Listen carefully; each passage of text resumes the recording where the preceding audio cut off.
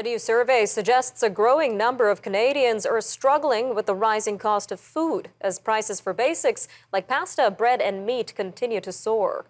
The poll from Food Banks Canada indicates hunger and food insecurity are increasing across the country, with lower-income Canadians hit hardest by inflation. The survey, conducted by Main Street Research, found almost a quarter of Canadians reported eating less than they should because there wasn't enough money for food. This figure nearly doubled for those earning under $50,000 a year. It also found 1 in 5 Canadians reported going hungry at least once between March 2020 and March 2022. Well, joining us now to tell us more about this is Dr. Stuart Smyth, Associate Professor and Research Chair in Agri-Food Innovation at the University of Saskatchewan. Sir, welcome to Forum Daily. Thank you, Nima. Pleasure to be here. So what would you say are the main findings of this survey? I think the most troubling thing is just how challenging it is for households that are fixed income households. So whether it's, low income or seniors, right, that are on fixed pensions, I think they're extremely challenged in providing a monthly amount of groceries that are affordable to them. And what do we know so far about the communities and demographics that were hit hardest by inflation and the pandemic? I think just about the report indicated that virtually every food bank across Canada. So I think this is a national issue, Nima, that it's not just, the Maritimes or BC or the Prairies or on Toronto, but it's simply across the country. Definitely some concerning information there. Now, taking a look at the grocery stores, what kind of food products have been impacted by these rising prices most?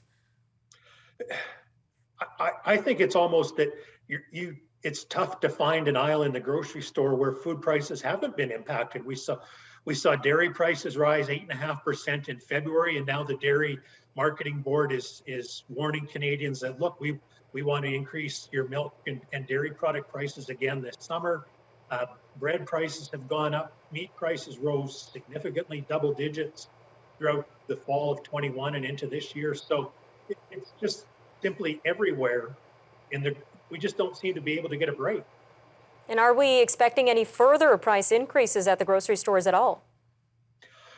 If fuel prices continue to go up, yes, I think we can continue to see food prices increase. Where I'm optimistic is in the fruits and vegetables as they start to be produced in Canada and farmers markets and those types of food options become available, that we may see some bit of a relief in being able to buy products there. And I know a lot of Canadians might be wondering whether these rising prices are here to stay. What are your thoughts? I think we can expect higher food prices overall.